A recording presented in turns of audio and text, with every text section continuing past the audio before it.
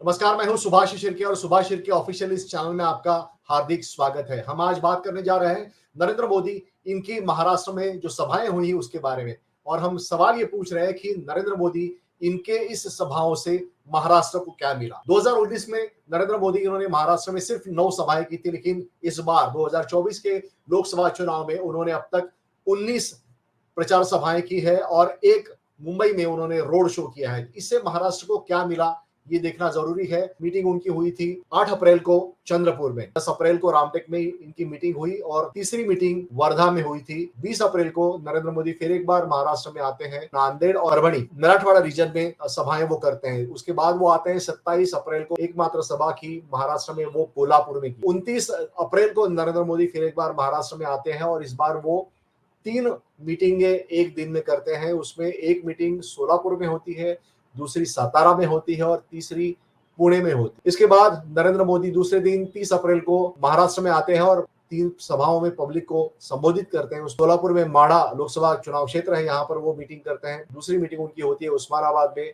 और तीसरी मीटिंग होती है लातूर में। 30 अप्रैल के बाद सीधे 10 मई को नरेंद्र मोदी महाराष्ट्र में आते हैं और यहाँ पर वो दुर्बार जो उत्तर महाराष्ट्र में है, यहाँ पर उन्होंने पब्लिक मीटिंग की। 15 मई को नरेंद्र मोदी इन्होंने नासिक में दिंडोरी में उनकी जनसभा हुई थी और दूसरी जनसभा उनकी हुई थी कल्याण में। पब्लिक मीटिंग करने के बाद नरेंद्र मोदी इन्होंने मुंबई नॉर्थ ईस्ट में घाटकोपर में बड़ा रोड शो किया था। उसके बाद नरेंद्र मोदी आते हैं 17 मई को और 17 मई को वो महाराष्ट्र में शिवाजी पार्क में एक मीटिंग को संबोधित कर। चुनाव प्रचार में लोगों को आश्वासन दिए जाते हैं, 5 साल में आगे क्या करेंगे इसके बारे में नेता बात करते हैं। उनकी मीटिंग जो चंद्रपुर में हुई उसमें क्या बातें हुई वो पहले एक बार हम देखते हैं। विदर्भ के विकास के लिए मैंने जिस समृद्धि महामार्ग का लोकार्पण किया उसका भी इन लोगों ने विरोध किया था। इन लोगों ने मराठवाड़ की वाटर ग्रिड योजना बंद कर दी, कोंकण में रिफाइनरी प्रोजेक्ट रोक दिया, मुंबई मेट्रो का काम रोक दिया था। यहां तक कि पीएम आवास के लिए केंद्र से पैसा आने के बावजूद इन्होंने गरीबों को घर देना बंद कर दिया। इनका लक्ष्य एक ही था, कमीशन लाओ या काम पर ब्रेक लगाओ। भाई और बहनों, हमारी सरकार ने महाराष्ट्र और विदर्भ के विकास के लिए इन सभी योजनाओं को फिर से शुरू किया है। नरेंद्र मोदी बता रहे थे कि कैसे उनकी जो योजनाएं थी, उन्होंने जो योजनाएं शुरू की थी महाराष्ट्र में, वो उस वक्त की उद्धव ठाकरे सरकार ने उस पर रोक लगा दी और उन्होंने आरोप किया कि कमीशन के लिए, घूस खाने के लिए, करप्शन करने के लिए ये योजनाएं उन्होंने रोक लगा दी थी। उद्धव ठाकरे के मंत्रिमंडल में जो बड़े नेता, बड़े मंत्री शामिल थे वो अब बीजेपी के साथ है, अजित पवार और एकनाथ शिंदे।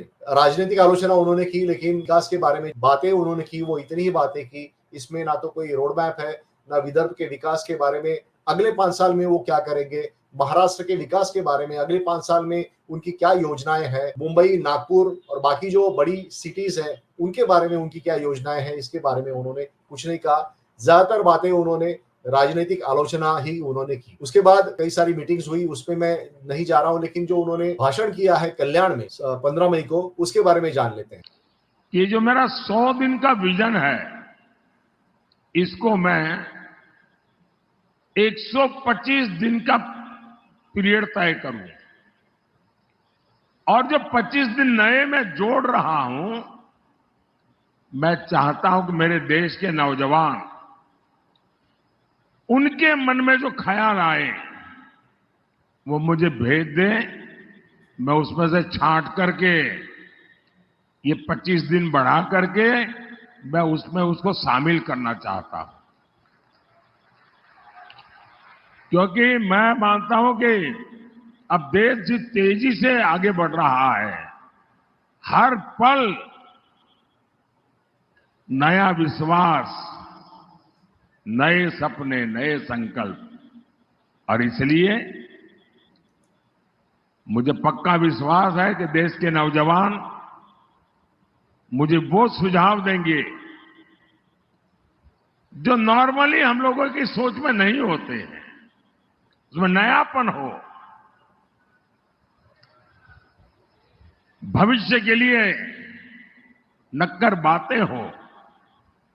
और मैं चाहता हूं कि मैं इन युवाओं को लेकर के उनके विचारों के लिए 100 के दुनिया वाला मेरा टाइम टेबल तो है ही है, अतिरिक्त 25 दिन का टाइम टेबल उस दिशा में मैं सोच रहा हूं। मतलब कि करीब 4 महीने मैं बहुत तेजी से ऐसा फाउंडेशन तैयार करना चाहता हूं जिसके कारण मेरा 2047 का जो लक्ष्य है ना, वो और निकट भास आने लगे। देश में नया क्या करना है, इसके लिए नरेंद्र मोदी युवाओं से आह्वान कर रहे थे कि वो उन्हें इनपुट भेजें। 10 साल सत्ता में रहने के बाद और 100 से ज्यादा देश घूमने के बाद अगर नरेंद्र मोदी इनके पास देश के लिए क्या रोड मैप हो, देश में क्या नई योजनाएं चाहिए, इसके बारे में अगर जानकारी नहीं है या वो बताना नहीं चाहते या फिर वो युवाओं से इनपुट लेना चाहते हैं, तो इससे दुर्भाग्य की कोई बात नहीं है। लेकिन नरेंद्र मोदी इन्होंने इस रोड मैप के बारे में घोषणा तो की, लेकिन स्पेसिफिकली कुछ नहीं बताया। हालांकि उनके पास बताने के लिए कुछ नहीं है, यही निष्कर्ष हम इस भाषण से निकाल सकते हैं। हम जाते हैं शिवाजी पार्क में, जो उनकी आखिरी मीटिंग हुई थी। उस मीटिंग में मुंबई के विकास के बारे में, मुंबई के डेवलपमेंट के बारे में कुछ बातें कही। महाराष्ट्र के डेवलपमेंट के लिए कोई रोड मैप उन्होंने प्लान किया क्या, ये हम देखते हैं। मोदी का एक महत्वपूर्ण संकल्प है। मोदी मुंबई को उसका हक लौटाने के लिए आया है।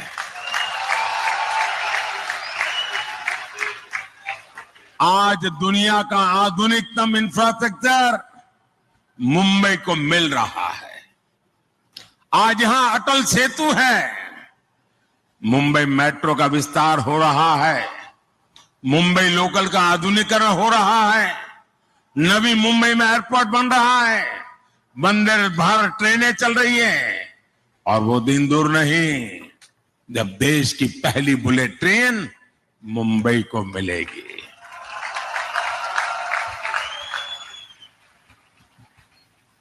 साथियों, आगे बढ़ते हुए भारत में एनडीए गठबंधन रोजगार के नए नए सेक्टर्स बना रहा है। पिछले 10 साल में भारत में 1.25 लाख से ज्यादा नए स्टार्टअप बने हैं। 8,000 से अधिक स्टार्टअप्स तो अकेले हमारी मुंबई में है।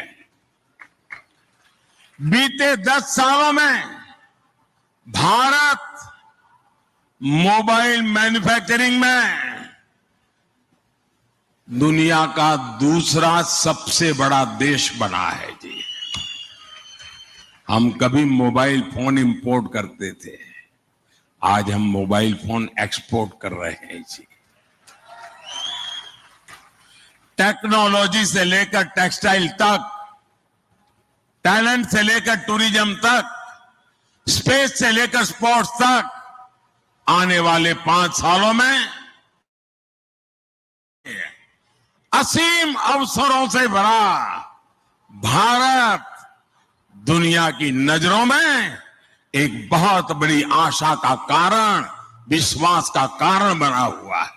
उम्मीद ये थी कि नरेंद्र मोदी मुंबई की इस मीटिंग में मुंबई के बारे में कुछ स्पेशल पैकेज की घोषणा करेंगे, महाराष्ट्र के बारे में कुछ नई योजनाओं के बारे में बात करेंगे, लेकिन स्पेसिफिक बात उन्होंने कुछ कही नहीं है। उन्होंने अपनी उपलब्धियां गिनाई और जो ऑनगोइंग प्रोजेक्ट है उसी के बारे में ही उन्होंने बात की। 30 नवंबर 2023 में मुंबई में अर्बन ट्रांसफॉर्मेशन एक समिट हुआ था और इस सेमिनार में जो Mumbai metropolitan regional development authority MMRDA नाम की जो सरकारी ट्रांसफॉर्मेशन समिट आयोजित किया, नीति आयोग के CEO BVR सुब्रमण्यम, इन्होंने कहा था 2047 का लक्ष्य है देश को 30 ट्रिलियन इकोनॉमी बनाने का नरेंद्र मोदी इनका। ये अगर सफल बनाना है तो मुंबई मेट्रोपॉलिटन रीजन में एक सिस्टमैटिक डेवलपमेंट होना पड़ेगा। Public housing, land management, transport, infrastructure इसके लिए महत्वपूर्ण है और उन्होंने कहा था कि इसके लिए अर्बन प्लानिंग की जरूरत है, जॉब क्रिएशन की जरूरत है, इकोनॉमिक ग्रोथ की जरूरत है। India ratings